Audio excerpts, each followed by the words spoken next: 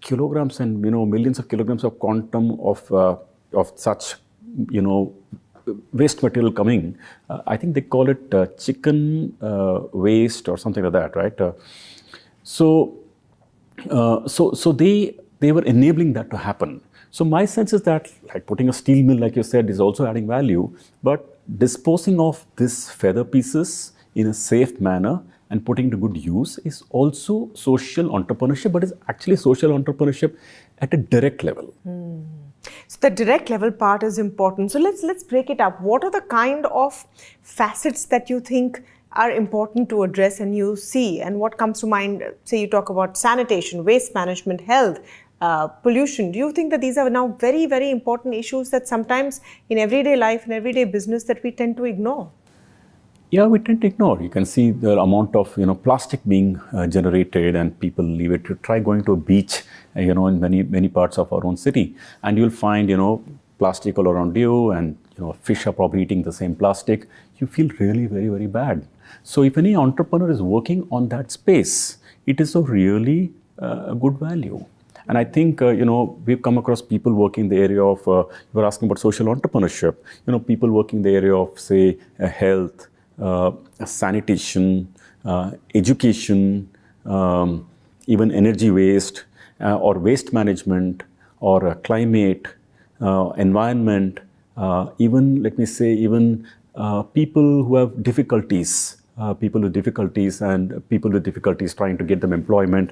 All of these things is actually part of, let me say, social entrepreneurship. And any entrepreneur working in these areas, I'd call them directly social entrepreneurship. So, these sound like great causes, good issues, great causes. Where is the business aspect of it? Because at the end of the day, you're a bank. You assess the credit worthiness of anyone that you lend to or do business with in any perspective. So, where does the business aspect or the profitability or the business case come in? There was an entrepreneur who reached us the other day, and he said that, all over India anyway, there are people, even salons, for example, using, say, air conditioners. So what this entrepreneur was doing was saying that, look, if it's an individual salon, that salon owner doesn't have the ability to figure out when is the air conditioner catching, is it going too cold a temperature, is it collecting dust, does it need maintenance? You don't have all such information. So this entrepreneur was actually having a remote. They were all IoT connected. Oh. IoT connected. They were setting up 5,000 air conditioners, or probably more than that. And all the air conditioners being monitored remotely. So remotely, he was checking if the temperature is too low, if it's collecting dust, if it need maintenance. And therefore, and they were 5-star ACs. They were not 3-star ACs. I don't know if you're aware or not, but close to 70% of India air conditioners are 3-star ACs. These are 5-star ACs. 5-star meaning, by environment protection standards. So the short point is that being able to use technology to remotely monitor the air conditioners and monitor their ups and downs and to actually reuse them is actually using technology for this purpose. So, in this example, and this is a great example to take. So this entrepreneur comes to you and says that this is my business. What's the business case here? Who's paying him to do this remote testing? And how is it helping, his business case, his balance sheet, as well as the customers? From the customer's point of view, the customer's saving electricity. Okay, so you're getting someone to check it for you. Number two, from this entrepreneur's point of view, since they're purchasing maybe thousands of air conditioners at the same time, they're probably getting some economics of scale there. From our lender's point of view, as a bank point of view, you have to look at few things. End of the day, we are a lender. We have a social good, so to say, as part of a vision statement. We write it in our vision statement. We want to follow it, but it has to be economically viable. So how do we do that? So either we check whether the entrepreneur has enough equity and net worth and ability to raise capital. Does he have enough, or he or she in this case he has adequate, ownership or family capital to support into it, or does he have his own capital to put into it? How the cash flows are, what kind of private equity firms are backing the person, if at all or not.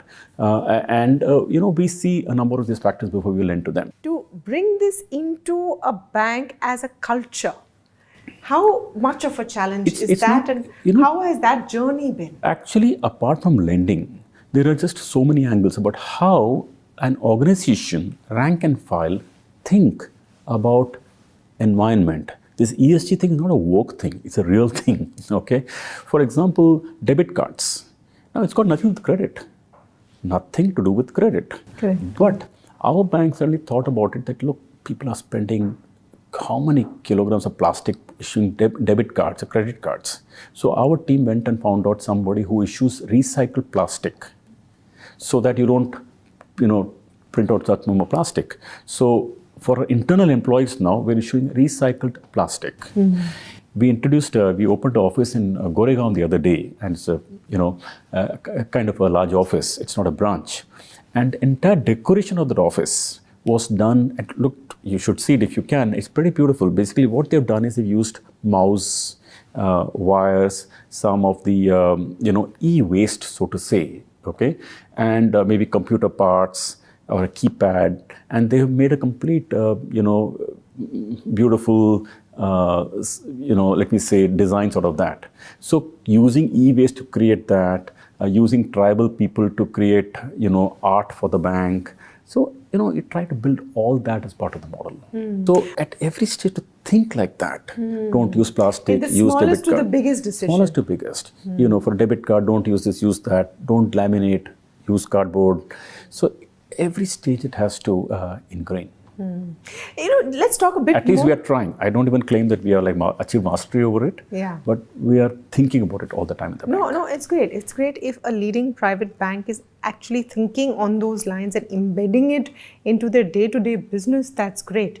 So, which is why let's come back to a few more of those examples. I think people are becoming more conscious. It's not just normal bank. It's not just only our bank. If you think of how RBI is talking to banks these days, they're bringing the word ESG into it. They're asking us to be more sensitive. Government is more sensitive about it. So I think that the whole ecosystem is... Are you seeing more of a trend where companies which are coming to you for loans are coming with that backdrop that we want to do good? More than coming to us, I am actually seeing the next generation itself as a younger generation now becoming more socially entrepreneur. But to more specifically on your question, for example, for example, there was this company which had a, let me say, stethoscope, in remote location, like people like you and me, if you're in metro, if we have an issue with, say, thyroid or vitamin D or B12 deficiency, we can go to a nearby place, check it out, etc. But for remote location, they don't have that much access and all that stuff. And even if they got a blood report by some local person somewhere in the village, there is no ability to, let me say, no ability to infer it immediately and so on and so forth. So someone we know actually had developed a AI-supported, IoT-enabled stethoscope. Wow. AI-supported, internet-enabled, IoT-enabled blood checking. So when you have these capabilities that was being done traditionally, even stethoscope, blood checking, they've been done before also. But the moment you connect a technology on it, they become much more, let me say, you can give much more insights to the person who's taking the reading. So such entrepreneurs are reaching us.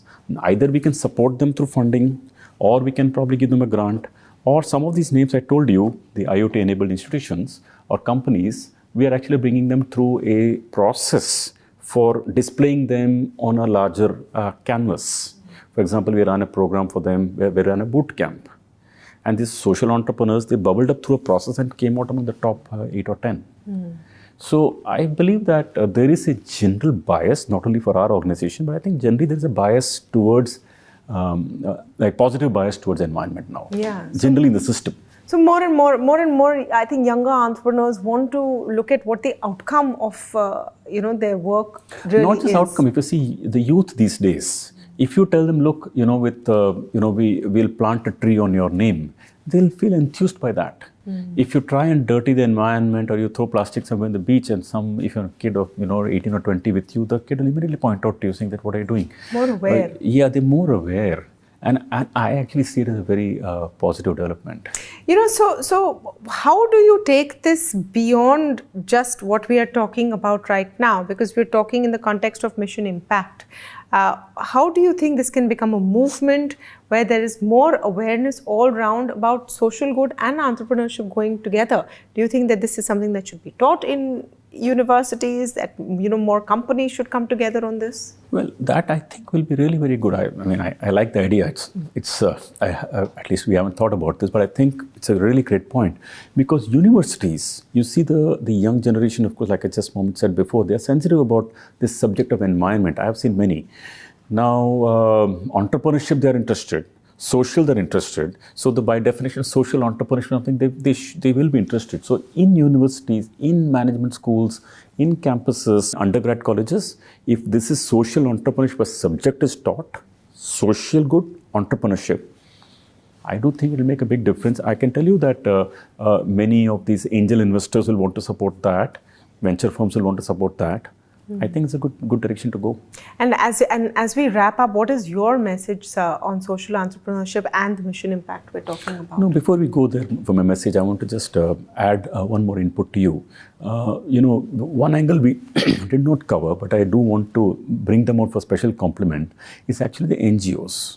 Okay, because we talked of entrepreneurship as a big deal, but I believe that a large number of let me say, even NGOs are working some high quality work on doing some high quality. Even the feather example I was giving you earlier, I think it's called Golden Feathers or something. That actually is an NGO, I think probably turned entrepreneur or something. The short point I want to leave is that when you think of oceans, riverbeds, cleaning the beach, reducing the plastic, finding alternative solutions, etc., or even making people aware of these issues. Many NGOs are working in these areas.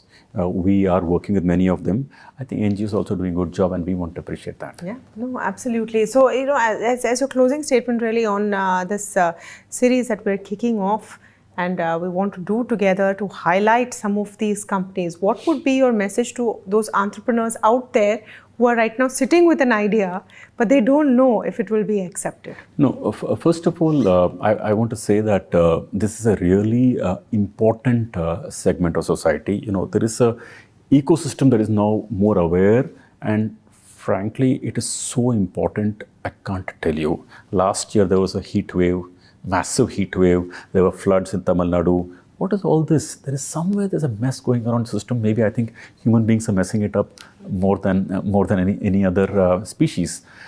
So therefore, for any social entrepreneurs, to your point, we must say that, look, your job is really very important. I want to say that. And, there is also ecosystem that is willing to support you, and have confidence and go and build what you can build. I can tell you that you will get more support, not less, than any other regular entrepreneurship. Wow. So on that very positive note, thank you so much, sir, for speaking with us today. Thank you.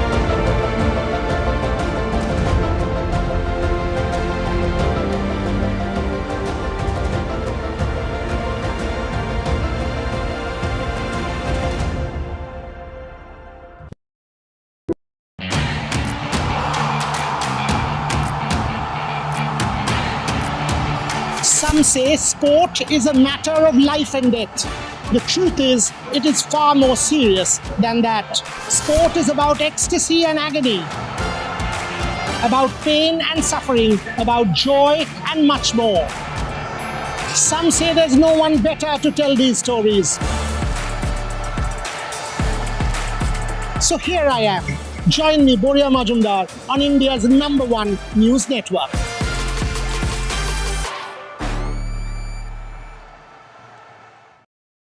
Is your business future ready? Join the 13-week strategic ESG certification program for business sustainability and growth for CXO and business leaders by NDTV, Terry, and Zenora. Master global ESG frameworks, gain real-world tools, and lead with impact. Starts August the 23rd. Enroll now and power your business with sustainability. For Former MP Prajwal Revanna has been sentenced to life in prison in the case related to the sexual assault of a 47-year-old woman. Prajwal was awarded the maximum punishment in the case. He's also been levied a fine of 10 lakh rupees. And out of the 10 lakh, the judge has ordered that 7 lakh be paid to the rape survivor as compensation. This is one of the 4 cases filed against Prajwal for rape and molestation. Remember, Prajwal Revanna, who's a grandson of former Prime Minister Deva Gowda, has charges of shooting videos of many women against him. There are some kidnapping charges against him as well. My colleague Deepak Bopanna joins us with more details. Deepak, take us through the latest that's coming in. We're learning Prajwal has been sentenced to life.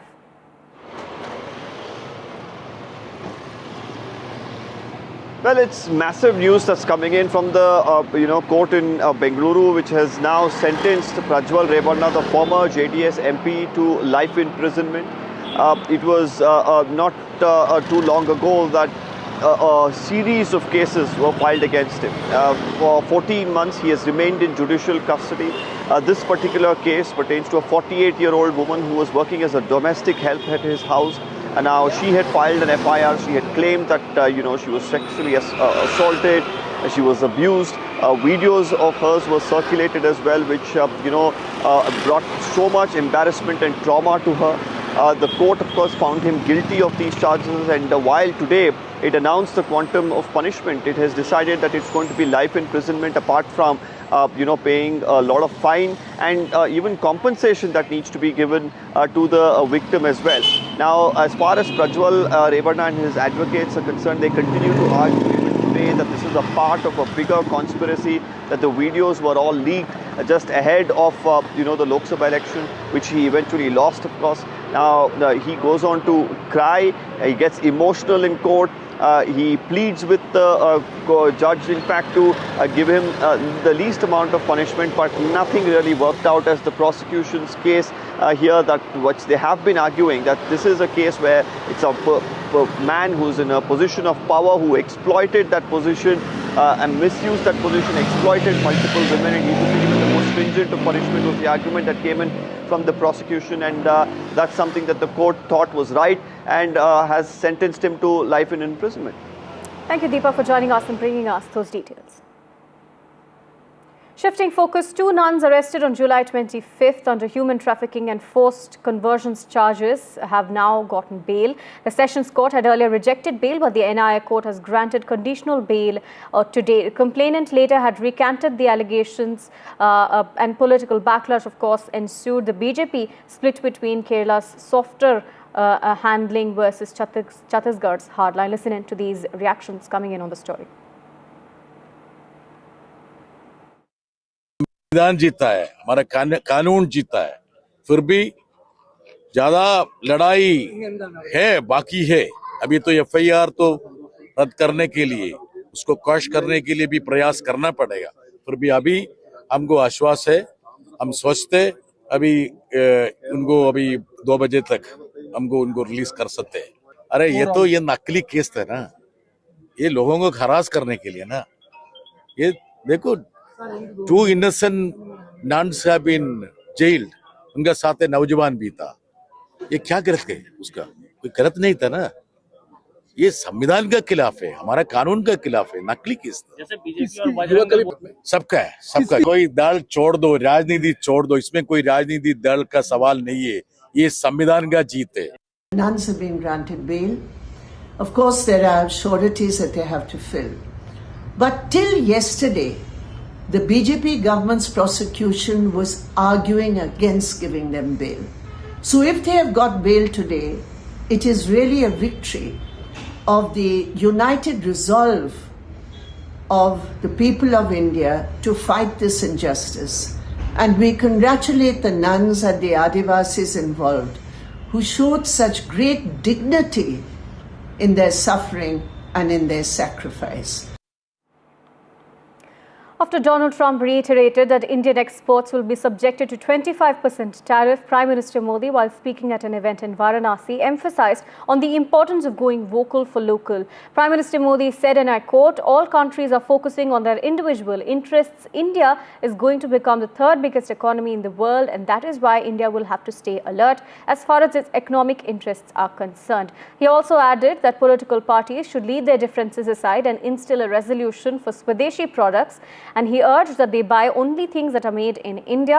Remember, the United States has announced a 25% tariff on Indian exports effective from the 7th of August as part of broader trade measures affecting nearly 70 countries. And this executive order, spearheaded by President Trump, aims to address trade imbalances and pressure nations that do not align with US economic and security interests, in his words.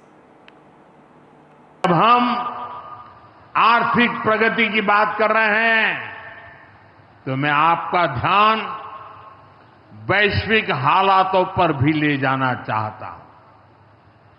आज दुनिया की अर्थव्यवस्था कई आशंकाओं से गुजर रही है। अस्थिरता का माहौल है।